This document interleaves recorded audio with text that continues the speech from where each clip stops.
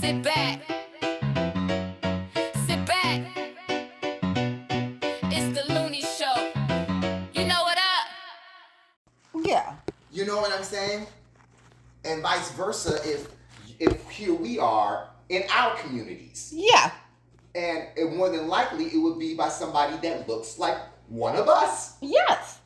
Yes. Even crimes that have been done against me have been done by people that look like me. Mm. Every time. Hasn't been somebody that is not black. Mm-hmm. And that was because of where I lived at the time that the crimes, where the crimes happened. So if you're in those areas, you notice what goes on. Mm-hmm. Black people and white people alike, we commit crimes against each other and kill each other at similar rates. Yes. There's no difference. And the reason I say that is just because of the simple fact, crime, again, is crime. Yes. And now, I always like to pull up facts. Statistics shows that more white men commit more crimes than black, especially more violent crimes. We are more, African American men commit more drug crimes. White men commit more violent and blue collar crimes. I think it's very important for us to understand that based off of our environment, it does shape the type of experience that we have. And I was stating that when we speak about black on black crime, because that's what this conversation is about, that we were saying that statistics shows that it's really no black on black crime. It's based off of your location. If you live amongst whites, then it's white on white. If you live more amongst blacks, then it's black on black. But I think that we also have to pay a part into what I was saying is poverty in our neighborhoods. Because, of course, we are trying to survive. We're in survival mode. So not including that we are amongst ourselves, we're going to commit crimes on the people that we are closest to, we're more familiar with. We also have poverty where people are just trying to survive on top of that. And it's very important to understand that people like to talk about the ghetto. And I mean people like whites. Because one thing about whites is their information never adds up. It never syncs. It's always hypocritical. And it does never make sense. So if you sit there and say that we're ghetto, uneducated, poor, poverty, this, that, and the third, well, tell me, how do we get guns in the community to now shoot each other up? Because we're not intelligent enough. I'm pretty sure, where are we getting this connection? Okay, so let's double back too. I get you. Where are we getting these drugs? Because I never seen a poppy field in the hood, nor cocaine, nor marijuana. You may get some growers, little bit, not in that supply. Where are these black boys, black girls getting this supply to sell on the street? But that question is never asked.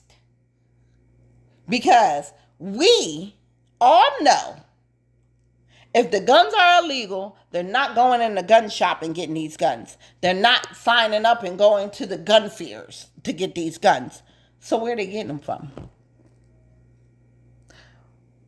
That's why I said whites are hypocritical.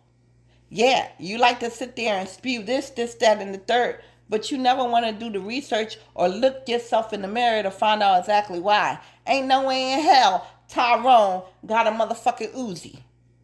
How did Tyrone get the Uzi? Where did fucking Tyrone get this motherfucking Uzi, child?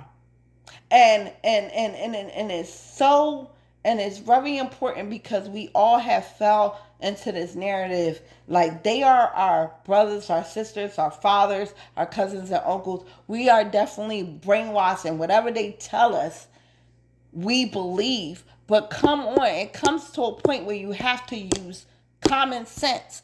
I'm going to tell you right now, I didn't grow up in a hood. I grew up in the suburbs, and I deep sea fishing. But I'm gonna tell you, when the first time I got to North Philly and I was with my sister and everybody, they ain't never been on no boats. Yo, my sister ain't even never took a plane till she was in her 50s. Where and at that time lived in the hood. So are you telling me these individuals got access to this? And that never dawned on nobody. It's so easy to put the blame on poor individuals because nobody wants you. It's easier to look down than to look up.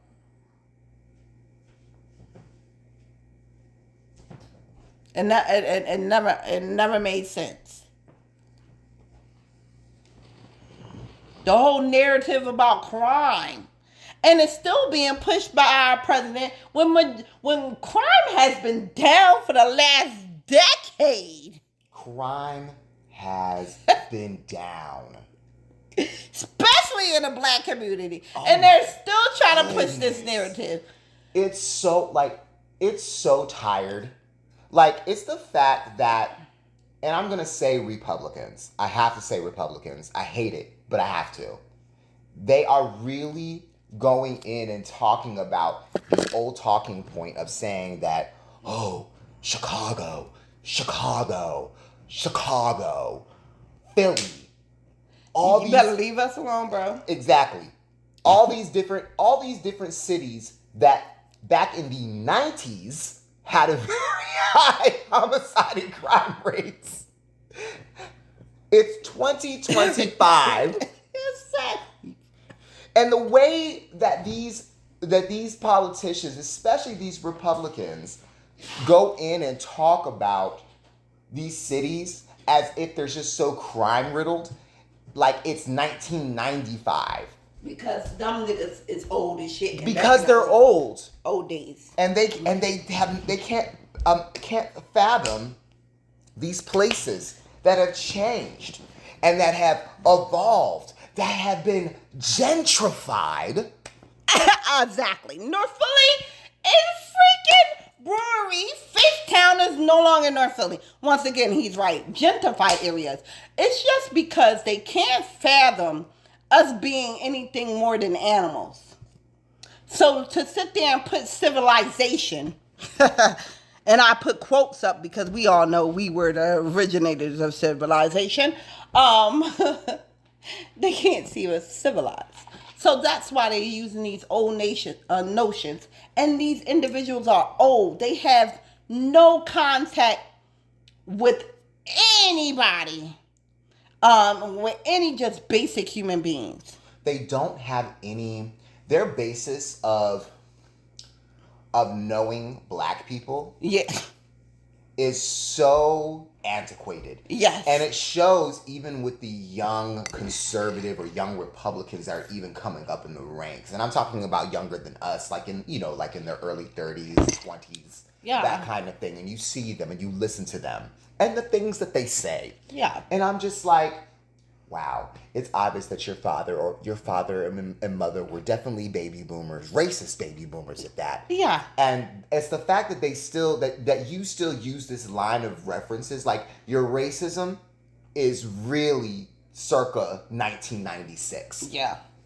I was just like, you have to come up with better references, because the references that these people use are so old and antiquated. They don't even realize how far we have come, even since 1996. And also, it is very important as far as us blacks.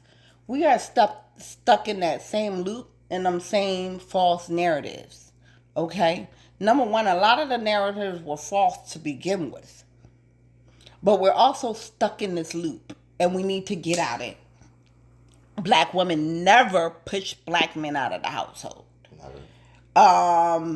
Uh, uh, uh, Black men never wanted to leave black women and not raise. They're most likely were incarcerated, criminalized, couldn't get employment because they only made sure the black woman was employed. Not to mention, and also we don't talk about this. Also, because of that, also probably led to also the things of their turmoil and why they felt like they couldn't why they couldn't do the things that they could do. So they also fell into this also big depression. Yeah. And usually fell into substance abuse, and that's another reason of why they weren't home. Now, also, there was a absent father epidemic, but throughout the decade, black fathers have been trying to change that. And I congratulate y'all on that. So please don't continue to fall into that. But you got to remember, if there's a decade, a discord, there's going to be 2 decades to fix that issue. So what you're seeing is the replications of that last decade. But black men, this decade coming up, y'all have been stepping up to y'all responsibilities as fathers. Gen Z have been fathers. I'm so glad you brought that up. So there's actually this statistic. I forgot where I've read it from, but it's actually a really good statistic. And you know what? Let's just go ahead and just put this. I want to go ahead and put this to rest. As black men aren't good fathers. Yeah. I want to put that shit to rest right now, because that's a lie. It's a misconception, because it shows even in studies that black men are actually the most present fathers. Yes. To their children. Yes. They're the most present. Yes. And it shows in studies all throughout. Amen. And I get tired of it's so easy to sit there and talk about black fathers not being in the household. Mm-hmm. For other for a few black men that weren't up to the challenge, that weren't up to it, that built things, and that that didn't take responsibility. But that's not so good job, black men. Yes. Also, speaking on this, black women are no longer, as what they are saying, don't want a black man, too strong. We are open arms. Every black woman my life, majority of men I have ever dated was black men. They date me, I date them. That is a myth. We date each other, and actually, we did the study.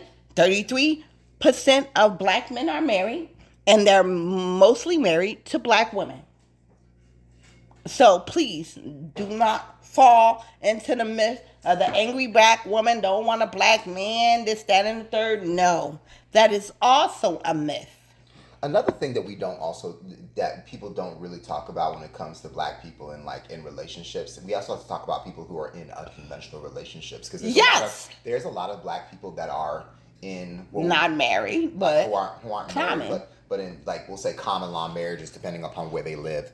And so a lot of common law marriages aren't really recognized when it comes to married couple, in the census. They're not actually recognized, which is interesting. And y'all have to understand the reason why this changed. Think about it. Think about yourself. Think about us. Think about how we grew up. Think about Gen Z and how strong and independent we are, and we had to see those toxic relationships. We sat there and changed the whole bar on how we even raised our kids because we did not want to be like our parents. So are you going to really let them spew a narrative to you that you're independent, single? That's not us. We want relationships. We want both parents in the households. We want marriage because we have seen the dysfunction. We have done everything differently from our parents. Even when it comes down to disciplining our kids. So you really going to let them spew the same narrative?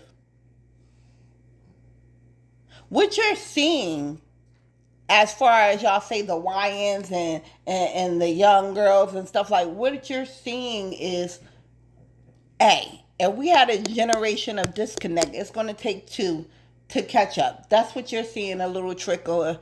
But these myths have been debunked. It is no longer that way. Please stop spewing the narrative and falling back into it because it is not true. We have to, and it's just like Gen Z started to change that narrative. they have. I'll give it to Gen Z. Gen Z really be putting they neck out. Now, I have one thing to say to Gen Z. You letting your kids be raised by these phones, and it's reversing everything we work hard for. This next generation is lost like Chuck. I'm not gonna say they're lost. You know why? You know why I'm not gonna say they're lost? Because the simple fact that when we were coming up and we were their age, it was very easy for the generation for them to say that we were lost. Every generation, it's so easy, and I hate it, and I don't want to fall into it personally. I get you. Because I want to, because it's like the older I get, the more I'm going to need younger people to know more in order for me to learn more. And that's why I said we lost. See, I felt like our generation, they said we lost because we were rebelling. We were going against everything that they said we're supposed to do, and we're like, no. And that was warranted. I feel like this generation is lost because they just don't care. Like, I don't care. Like, I don't want to know. And that's a difference. Education, they don't want to learn. Their attention span, once again, these phones, and that's what I feel like is lost. Yeah, we do. That's the one thing I told you about legacy. I said how you live forever is through your lineage, your children, your generation. But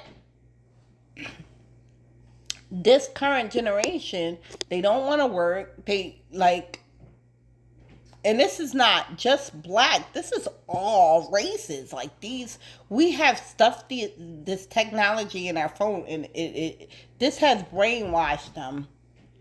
And that's what I mean by, with us, we were independent. We had to go ahead and work. Yeah, they said that about us because we rebelled against them. No, I don't have to be stuck in the system. This not right. Live this type of life. No, I shouldn't be with a man that beat on me because he brings home a check. It's just we were rebelling against everything that we seen toxic. This is not that. We have done the hard work, and now our kids is just chilling. Mm-hmm. Asking why I gotta do that. Mm-hmm. Like, why I gotta do that? And that's the way and honestly, that is the way it is through every single generation. You think so? I do. Especially for black folks. Okay. Especially for us. Because we're all throughout all of our generations, mostly, it's gotten better from generation to generation to generation. It has. The living, the climate, what every single generation is able to do. You know what I mean? I got it. They've always been able to push it forward a little bit more. Okay. Good example of this, actually. I just read one of the feel-good stories I read today. I was actually very happy that I read this. I read about Jaden Smith. Jaden Smith is the youngest child of Will Smith and Jada Pinkett Smith. Yes. So Jaden, for the last, within the last year, he has come up with a food truck, and it's healthy meals. It's healthy meals for everybody else who are homeless, whatever it is that you have or what you don't have. Okay. Mm-hmm. So this is is more community based. So whoever can pay, if you go in there and you pay for a meal, you also go ahead and pay. If you can also pay for somebody else's meal as well. Oh, okay, that's what's it. That's pretty cool. Now this is something that he did. Yeah. Jaden Smith. Yeah. A nepo baby. And a kid who grew up as a millionaire, okay? He has a job as a creative director at a very high-end luxury brand currently right now. Now, for him, at his age, I think he's like 24, something, very young guy. Yeah. Now, for him to sit there and come from the background that he comes from, and he just said he just wanted to make sure that people were fed. Mm-hmm. Because he's tired of seeing people hungry. And, you know, that's the type, it was like, as black folks, that I was like, that's growth right there. Yeah. Because for Will and Jada to sit there and come from the things they come from, Baltimore, Philly, coming from these very humble beginnings. Mm-hmm. And for them to sit there and raise their children and to instill these kind of values. Yeah. And that's what he does with it.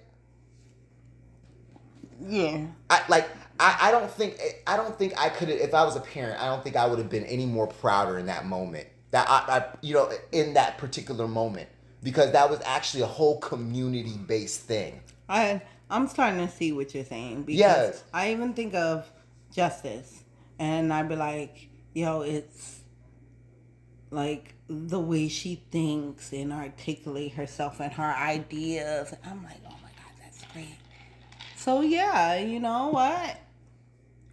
Maybe this just, hey, I'm optimistic. Maybe this generation is not lost. I have no problem with saying, hey, let's wait and find out. Maybe I am underestimating them. But even still, but this is the other thing. But I also wanted to bring this point up because I understand what you're talking about when you're talking about they're lost. And this is the other thing. The comments. When I read this story. Yeah. People were talking about how terrible of a business model this was. First of all, this was not a business model. He's not looking to make a profit. He's not looking to make a profit. And that's the thing. And that's the biggest difference. People weigh everything on a profit. Yes, they always and a worth. Yes, they weigh it. And weigh wealth. Everything on a profit. Yeah. And it's like, and that's the problem. And that's the biggest problem. And when I was reading these comments, I was just like, did you all read this article and actually understand the point of why he did this? But see, okay, that's the thing about it's like you damned if you do, you damned if you don't. No, you really have to stress that when people look at articles, or we read anything, or we listen to a post, or we watch a reel, or when we comment, we are all coming from different classes, different situations. I agree. So that means everybody see things differently. And I agree with that. This is coming from a boy that's been a millionaire who never had to worry about money problems. So yeah, I'm going to feed the hungry. But for an individual struggling, who has never had that amount of money, now access, why would you do this with your money? Now, not saying what they're saying is not warranted, because they're coming from a different point of view. I was trying to avoid that. It's okay. That's why I hit the phone. It's okay. So not saying that how they see things are not warranted in their point of view is not correct. But when we are having these discussions, we are all coming from different points of view. And I say that to be in reference to my life just briefly. Grew up privileged, then foster care, went back to privilege, then on the streets. So each facet of my life, I got to see great, and then I got to see what this is. And each time I had experienced it, it opened my eyes to a different perspective of life and how to see things. To the point where my childhood friends, we really couldn't be friends anymore, because to me they were more kind of bougie, stuck up. And I had to, unfortunately, go out and live in the streets and realize what the real world is like. And I'm like, okay. But I also did not understand they're seeing it from this, because technically, we were all the same individuals. I was seeing it from that point of view as well at that time because I didn't see anything different. So we all see things in a different point of view when it comes to certain situations. And I agree with that. And it's and I'm and the thing is I'm cool with that. Mm-hmm. And the thing is I know I see things from a different point of view because it's like I know where I come from and and I was like even myself, even within the black community, I know I'm speaking from a certain point of privilege. Mm-hmm. Even from that, I was like even from that point. And I guess for me it's the I guess it's just like, when we're talking about, like, when you're talking about legacy and and it was just like, and how it was like, what the things that you learn, the things that you instill in your children, and Yeah. the things that you teach your children to make the next generation better. And I just feel like with that example of Jaden doing what he did Yeah. is a testament to the things that Will and Jada actually instilled in their children. Yep. And I was, when I saw it, I read that, I said, "Is this for real?"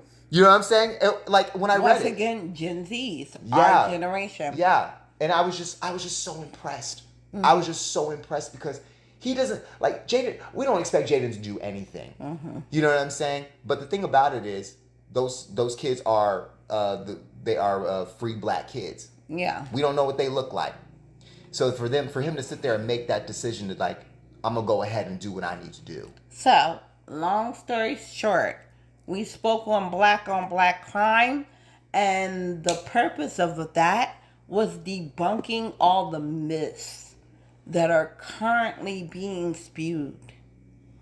None of it, guys. Please, please. Yeah, just stop. Let's start to come together. Let's stop it. It is not true. We don't really hate each other. We love each other. It shows that our relationships are thriving. It's all spewing certain narratives. You have to be careful with. It's that old saying within our community. Not all skin folk is kinfolk. And also, I'm sorry, it's 2025, about to be 26. Be careful of them bots, because they'll race bait you too. They will. Watch out for the bots, y'all. Yes, they will. They will get you too. That is a new thing.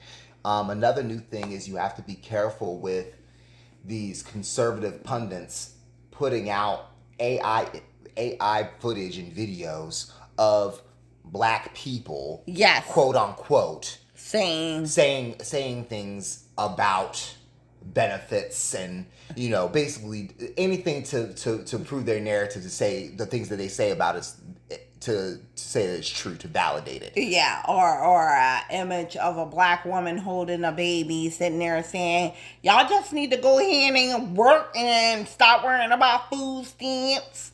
Yeah. Images. AI, I'm not saying it's not real people that may be doing that. I'm saying just understand we also have AI narratives as well. It's fiction. We have fiction. I was like, you have to do your due diligence. Even we all know I'm a veteran. We all know, shoot, I need my food stamps, and I'm a veteran. We just need our food. I ain't never not worked in my life. We all need to eat. So to sit there and say to get up and work. No, that was an AI image. That was definitely an AI. Child, please. I ain't never not working my life. Telling another black person to tell another black person to work, they're like, excuse me? Pull your boots up by your straight. It's like, who are you talking to? And I hate it when black folks do that. Even an AI image black person, like, who are you? You're not real, but it's AI. Oh, that's a different show for a different time on the AI. That it is. All right, y'all. I don't have much to say. Do you? Y'all, comment. Okay. Say something. Something. Just say hi. Say hey, y'all. Subscribe. Comment. Email. We love you. Hi.